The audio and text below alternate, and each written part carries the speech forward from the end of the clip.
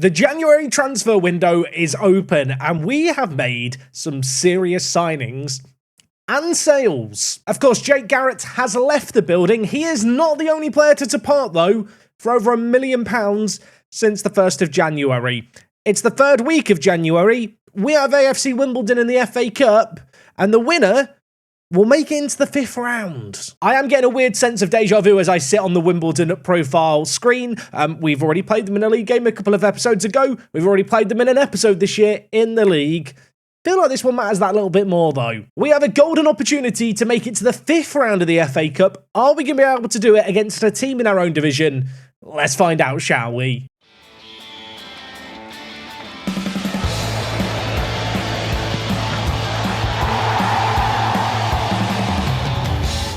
Yes, folks, how is it going? Welcome back to Pod to Prem. Today is episode number 42. The January transfer window is open. Signings have come in. Signings have departed. I've been experimenting with our tactical system. And yeah, today, to kick things off at least, we've got the FA Cup 4th round.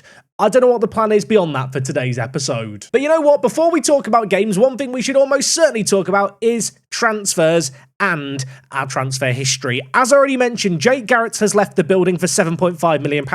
Connor Coventry left for £80,000. Sam Pitts has also left to go to Ireland to play for Bohemians. He departed for, as you can see here, £60,000. A little bit disappointed with Sam Pitt. Never really lived up to his potential, but ultimately, we've not lost money on him, so that's good. And well, you might have noticed another rather large sale on the outs. Bradley Edwards was looking to force a move, you might remember, and at one point I was discussing the fact either he or Isaac Pritchard would be leaving the building this year. In the end, we've sold them both this year and then loaned them both back. Isaac, of course, left in the summer.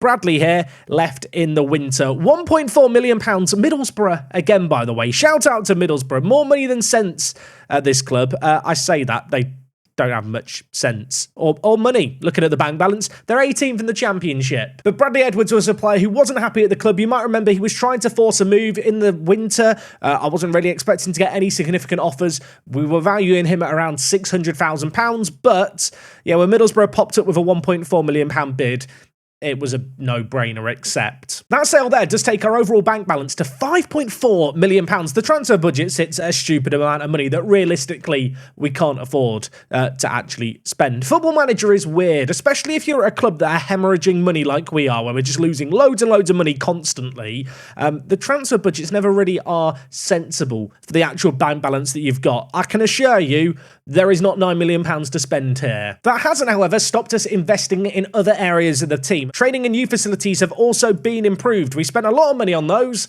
They've both gone up by half a star. Yeah, half a star improvements for all that millions of pounds we spent. And you might have noticed on the board requests, I did also request just cheekily, could we increase the youth level again? Because, you know, we're not already losing enough money with our youth level. The board said no. Probably sensible, really. Anyway, I've talked about the transfers out. I've not talked about the transfers in, of which there have been a few. Of course, Mbamba and Chambers joined us as of last episode. One long-awaited signing, Highinho Guerrero joins us, 18 years old. And you might notice something about this guy. He's not using any SC slots. He's been granted a work permit upon appeal when he finally joined us 6 months after the transfer was agreed. Of course, £27,000 we spent on this guy. This guy has the potential to be our first landmark player, someone who I genuinely think could be here from the beginning to the end of the save game.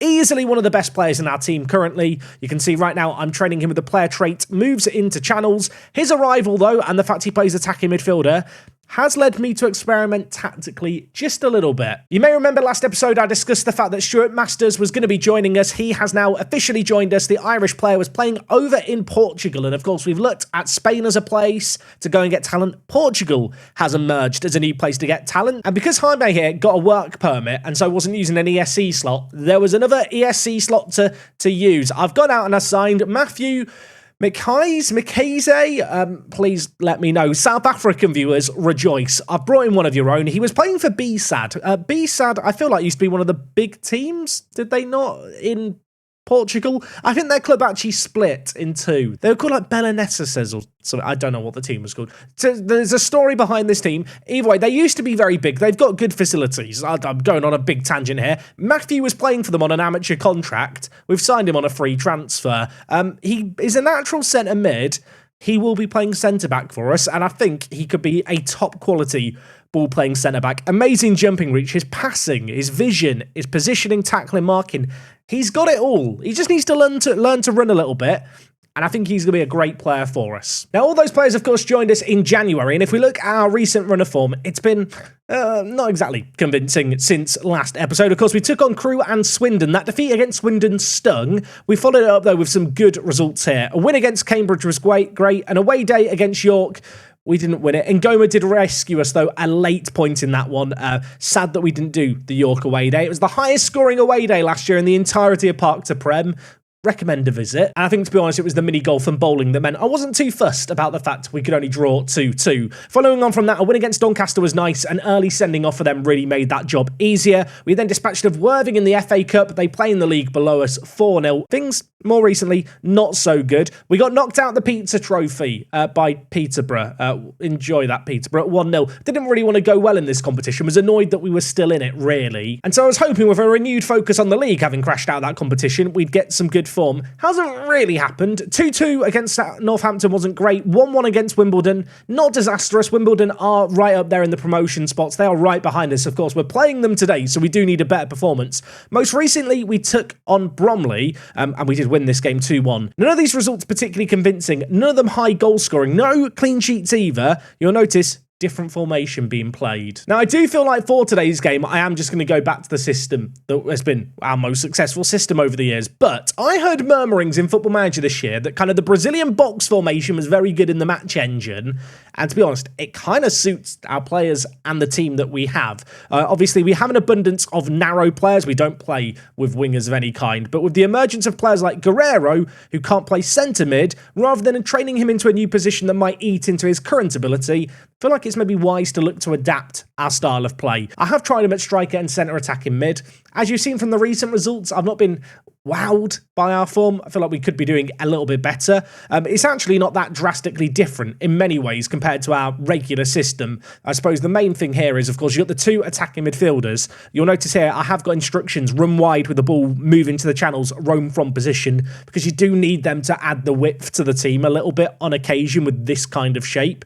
But from the early experimentation with the system, I've not been wowed. I feel like this is something that we might come back to. I feel like it allows me to play players like Jude, Guerrero and Ngoma, whoever we want, really. It's a very attacking system. It's something I've never used before either in Football Manager. Might continue to experiment with this, but at least for this cup game, which is must win, I'm just going back to the old faithful. Guerrero will play as a deep lying forward on the left. So just looking at the league table, we've taken on Crewe twice. We've taken on AFC Wimbledon twice, if I'm not mistaken. We now do sit top of the table with a game in hand on the teams behind us, but they are both within 2 points of us. It's very, very close at the top. Certainly not all said and done. We're still only, 66% of the way through the season? There's lots of football left to be played. For now, we're not going to get distracted by the league games. And that's because, as I've already mentioned, we are all in on the FA Cup. I rotated the team a little bit over the last few fixtures in anticipation for this. Obviously, last episode, we had a lot of players needing a rest. Those players have now got their rests. In terms of the starting 11, you will notice that Chambers is going to come in and play left wing back. Of course, Garrett has left to go to Luton. We brought in Chambers last episode to be that left back option. He is going to slot in. Hasn't had an extended run in the first team just yet, so a little bit of an unknown there. Elsewhere in the team, Josh Keeley, our starting goalkeeper, injured for the next few months. This was actually a really, really bad injury. He got injured against Northampton. That game, I should mention something about this game. You'll notice they scored a 98th minute penalty. I bet you can't guess who gave away the penalty. Of course, I am absolutely joking. You already know who gave away the penalty. It was Moreland, the giraffe. Great header there initially, gets it away from danger, but as Packham brought it forward in the 98th minute, already on a yellow card, he hacked down his man. They scored from the spot. I was really hoping that Simkin was going to be the hero there.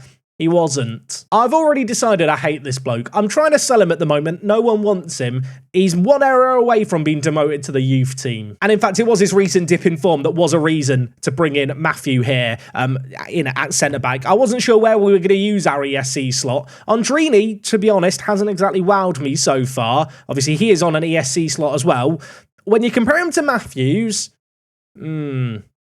I mean, I'll let you decide which you think is better. If there was a concern I was going to have with our starting 11, our two centre-backs are a little bit on the slower side, but I'm hoping their smarts, their ball playing ability is going to allow them to hold their own. Of course, you can see here, Edwards is still around, of course, sold to Middlesbrough, but loaned back to the end of the year. Shout out to Middlesbrough for that deal. He's going to play through the middle, and Bamba really has made a name for himself as our defensive midfielder. I feel like this is a position in the current match engine that it just never gets good ratings, but if you could start putting together some slightly more emphatic performances, it wouldn't go amiss. And in the final third, it's a long-awaited debut. Guerrero is going to start. I've been explaining to him on the bus down to Wimbledon the significance of the FA Cup, why it's so important. I'm hoping he's going to have a live commentary debut to remember. I did see people discussing the idea that maybe he could play at centre mid, but in all honesty, like I already mentioned, I don't really want to train him in another position. He's 18 years old, has loads of time to improve his physicals, to improve his finishing.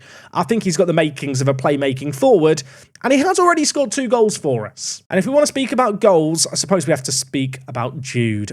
Jude.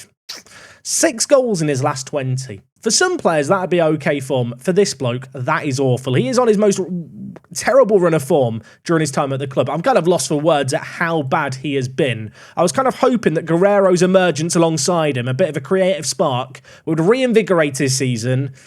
That's not happened. If it can happen today, that would be nice. Okay, it is a blue-on-blue affair, but the kits, they're not really a kit clash, are they? Unless you can't tell the difference in shades of blue, in which case you are screwed today. They've had a shot from range there. It's gone over. Not exactly how I want to see us start in this game. They've got another free kick. I don't like the fact we're giving away so many free kicks. Part Harris shoots, hits the post, goes wide. Everything's fine. Kind of mad, by the way. We've made it all the way to the 4th round of the FA Cup. We've not had to play anyone above League One so far. And of course, our last opposition was a Vanarama National League team. This is another League Two team, albeit one of the teams right up there with us towards the top of the table.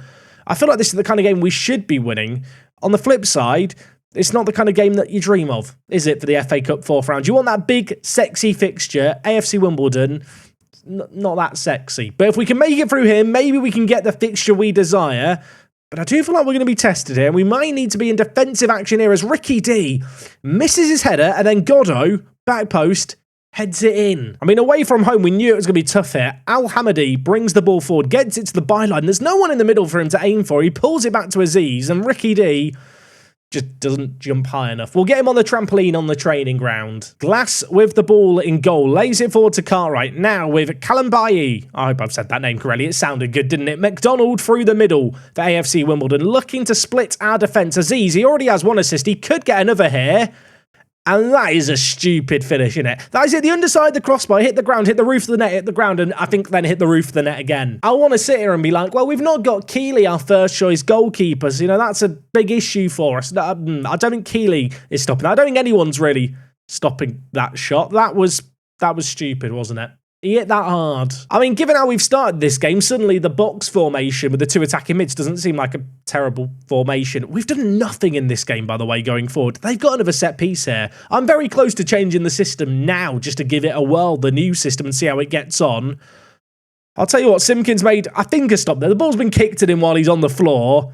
This game, we need to change stuff. And Goma get it away.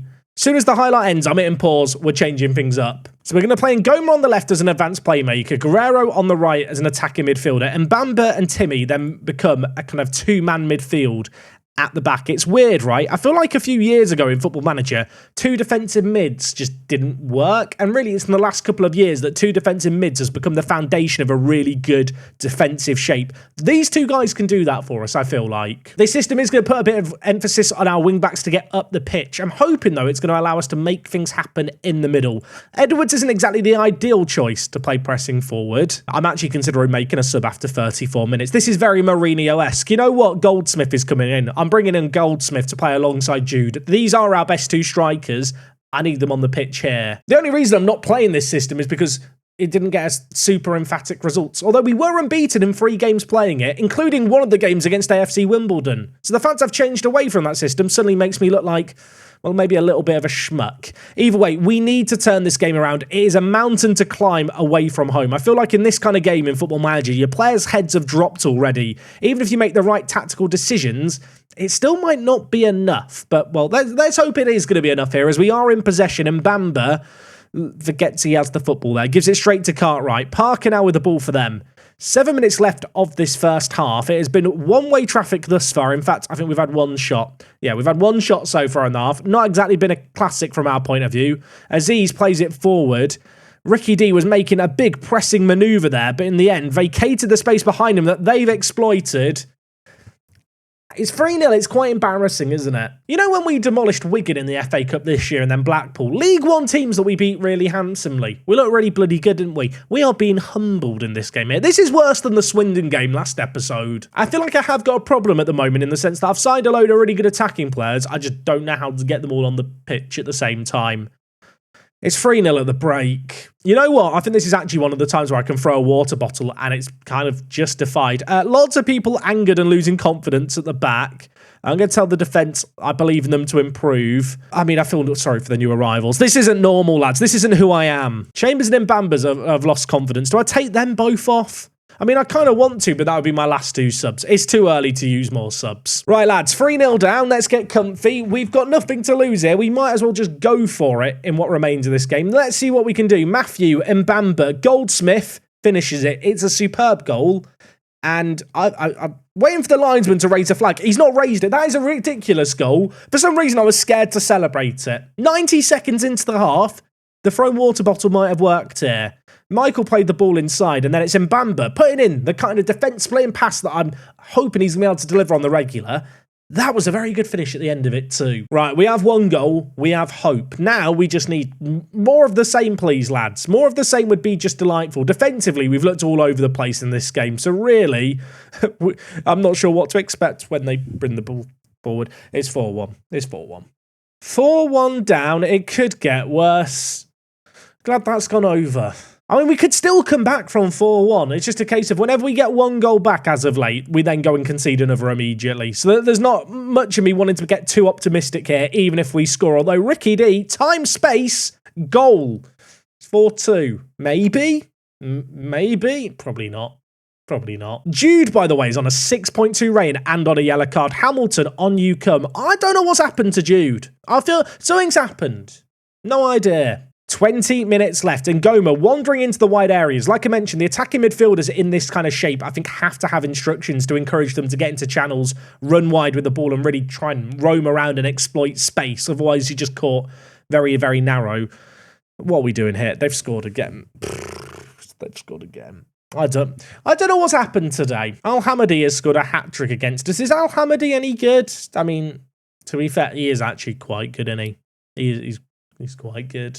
Okay, you know what? Mercifully, the full-time whistle's gone here. I'm glad it's all over. I'm fuming about that Simkin rating, though. 5.9! Genuinely, I thought today's episode would be us winning this game, and then we'll do the next round of the FA Cup in a little while. I don't know what the plan is now, really. I mean, for us in terms of cup competitions, we are now out of absolutely everything. It means with 15 league games left, we've kind of got it all to do.